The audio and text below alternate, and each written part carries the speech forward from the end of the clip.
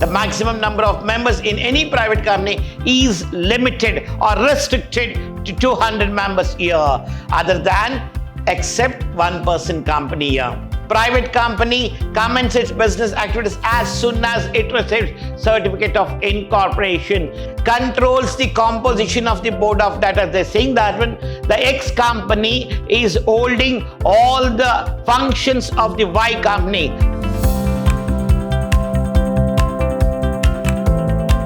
A very good morning to all. I'm Professor Rajesh from Department of Commerce and Management, Vidhyaashram First Grade College, Temple of Excellence, MYSURU. In our previous session in the Unit 1, we have discussed about the types of company. In that one, we have discussed about public company and what are the public company concepts was there, and what are the different points we had in that public company when we make the comparison with the private company. And even we have discussed about the formation procedures or other concepts in the part 1. And in today's session, we are going to discuss about the different types of company, like other than on the basis of liability and on the basis of incorporation. We are going to discuss now the miscellaneous part here in today's class about private company, one-person company, holding company, government company, and a foreign company. All these concepts we are going to discuss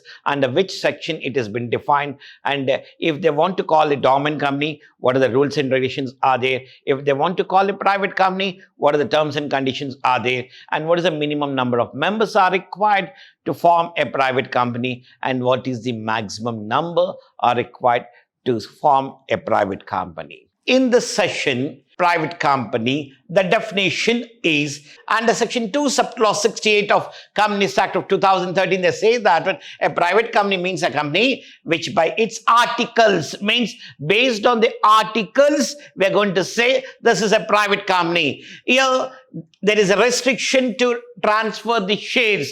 The rights of the shares cannot be transferred easily in the private company, but in the public company we can transfer the rights of the shares easily. And the second limitation what we have here, the number of members maximum in any private company should be not more than 200. The 200 is the maximum number to start a private company other than one-person company.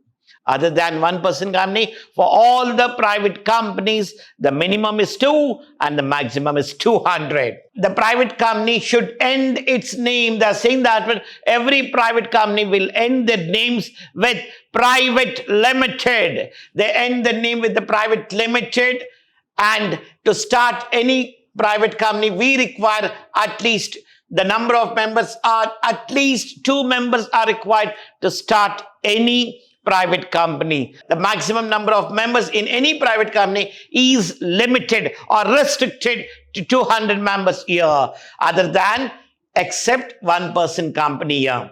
And a private company must have at least 2 directors. They are saying that when the private company should have at least 2 directors to monitor, to control, to supervise the activities of the business.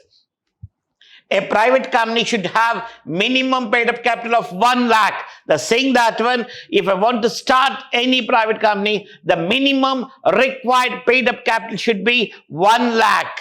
This is the amount of capital required for any private companies. And a private company can allot the shares to the public as soon as they receive the certificate of incorporation. But in public company, they are going to allot the shares only after receiving certificate of commencement of business. There's a major difference what we have between a private company and a public company. The private company is not allowed to invite public to subscribe of its shares through any prospectus. They're saying that when a private company is not allowed to invite the public for the subscription of the shares. The private company, the articles of association of any private company lays restriction on transfer of shares from one person to other person. They are saying that when here there is some restrictions for transfer of the shares from the person to other person. Private company commences its business activities as soon as it receives certificate of incorporation. They can start their business activities after getting certificate of incorporation. Now, these were the points what we had in the private company, and now we are going to discuss about one-person company. What is this one-person company? This came into existence with the Companies Act of 2013, and with the enactment of Companies Act 2013, several new concepts was introduced that was not in the existence of Companies Act of 1956. We didn't have the concept of one-person company, but only after 2013 it came into existence. It is defined under section 2, subclause 62, stating that one-person company means a company which has only one person as a member. The name itself says one-person company means only one person is the member of the company. Under section 3, subclause 1 of Companies Act 2013, it says that as a private company may be formed for any lawful purpose by one person. Means a company can be started with one person also. Section 149 of Companies Act 2013, it clearly says that OPC means here one-person company shall have minimum one director in its board for supervise, monitor, control, and do all the business activities.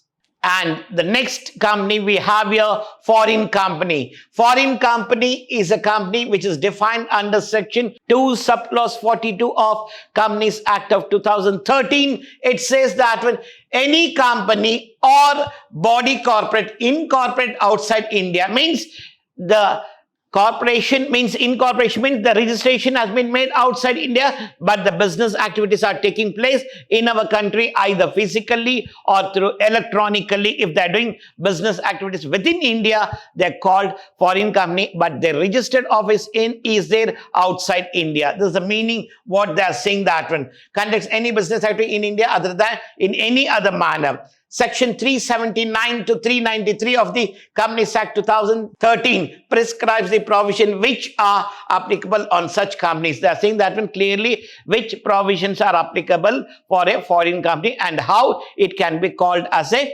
foreign company. The next company comes here, government company. Defined under section 2, subclause 45 of Companies Act 2013. They say that when government company means any company which not less than 51% of the paid up share capital. They're saying that it has to be called as a government company out of the total capital. If it holds 51% rights of the paid up capital, then it can be called as a government company here. And either the shares may be held by the central government or maybe the state government. Any government can have, or it may be a joint central government and it may be a state government here. The next one we have here, a small company. The name we have as a small company, but when you listen the information, you're going to get certain information which company is called a small company. Under section 2, subclause 85, Companies Act of 2013, a small company means a company other than a public company. They're saying that other than any public company, whatever we have in the market is called as a small company, where its paid up share capital should not exceed 50 lakhs. They're saying that its paid up share capital should not exceed 50 lakhs, but such higher amount as may be prescribed, which shall not be more than 10 crore rupees. They are saying that either the share paid up capital should not exceed 50 lakh, but in other concept, even it should not exceed the amount of 10 crores. And they are saying that the turnover of the company as per profit and loss account for immediate preceding financial year does not exceed 2 crores. They are saying that if in the previous year the company's turnover not exceeded 2 crores, then it is called as a small company as per the Companies Act of 2013.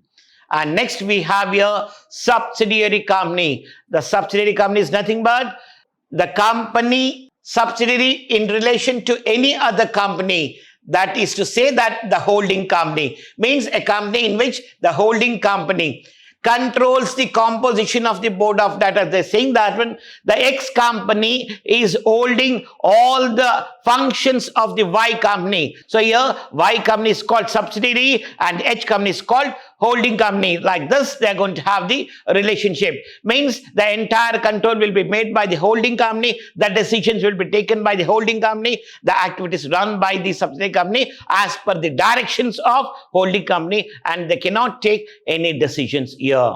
Holding company is a company in relation to one or more other companies, means a company which such companies are subsidiary companies. Explanation for this, for the purpose of this clause, the expression company includes any body corporate. They're saying that one holding company is a company which holds other company. Means, for example, it can have more than one company where it is going to have the control of the main company as well as the subsidiary company. And the next we have here associate company. Associate company is defined under 2 subclause 6 of Companies Act. Associate company is a company in relation to another company, means a company which that other company has a significant influence but which is not a subsidiary company of the company. Having such influence includes a joint venture of the company. They are saying that one associate company cannot become a subsidiary company, but the other company is significantly influencing our company to run the business activities in the market. It may be in the form of joint venture. Means it is not a holding company or a subsidiary company here. The concept is different here. X company is supporting our company to run our business in the market. For that, the X company has joined their hands with us and they are having a joint venture business here. They have invested some amount in our organization to run the business activities. The next one we have here, producer company. Producer company means here which is related to the agriculturist or the farmer. A producer company can be defined as a legally recognized by the farmer or agriculturist as a city people to aim to improve the standard of their living, ensure a good status of their availability, support incomes and profitability. They're saying that one after cultivation of the crops, how to sell that one in the market and how to gain from the market benefits, whatever is there. To increase the status, these companies was formed here. Only persons engaged in any activity connected with or related to primary produce can participate in the ownership. They are saying that one a producer company's ownership will be given only for the people who have participated in the cultivation process or who have the concept of cultivation. They can become the member of the company and not by a person who doesn't know anything about the agriculture concept only. The members have necessarily to be primary producer. They are saying that one they should be the primary producer. If I want to become the member of any producer company, I should be a primary producer. Then only I can become the company's member here. And the company's name should be ended with producer. The Producer Company Limited, ABC Producer Company Limited, like this, that end the name of the company here. Every producer company shall have at least 5 directors, but not more than 15 directors. They should not have more than 15 directors. We should have only the 5 directors in the company. The producer company, such company may have more than 15 directors for a period from 1 year from the date of incorporation. They are saying that in certain cases, the board of directors may be increased in more than 15 directors here from the date of incorporation. At the time of incorporation, it should not be 15 directors. After the incorporation, after completion of 1 year, it may have above 15 directors also. The next company here is called dormant company.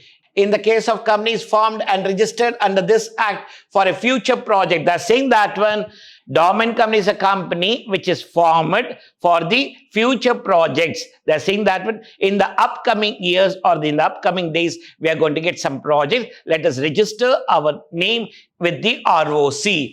To hold an asset, intellectual property, and has no significant accounting transaction. They're saying that one they'll hold the intellectual rights of the property, but there should not be any accounting transaction, should not be taken place here till the final project is accepted and finalized in the market. So now, obtaining the status of the dormant company, thereafter registrar on the consideration of the application shall allow the status of a dormant company to the applicant and issue certificate. After submitting the application to the ROC, it verifies each and every document, thinking at that one all the documents are related to the future aspects and not for the now present status here. So let me declare this company as a dormant company. And as an inactive company. Inactive company means a company which has not been carrying in on any business or operation or has not made any significant accounting transaction. They're saying that one inactive company is a company which has been established, but there was no accounting transaction at all, and it has not made any event has taken place with this company. It is only existing in the market from last 2 financial years. From 2 last financial years, it has only existed in the market, but it has not made any accounting transactions at all. Such company is called as a dormant company. In today's session, we have learned about remaining parts of the types of the company called private company, dormant company, foreign company, as well as subsidiary company, holding company, and the major one-person company, which will be there for you people in the examination. They're going to ask for 2 marks. What are one OPC, one-person company, where we have discussed it easily and made you people to understand the concept very easily to write in your examination. And for your future concepts also, it supports you down which company is better for me to start in my career. Thank you and all the best.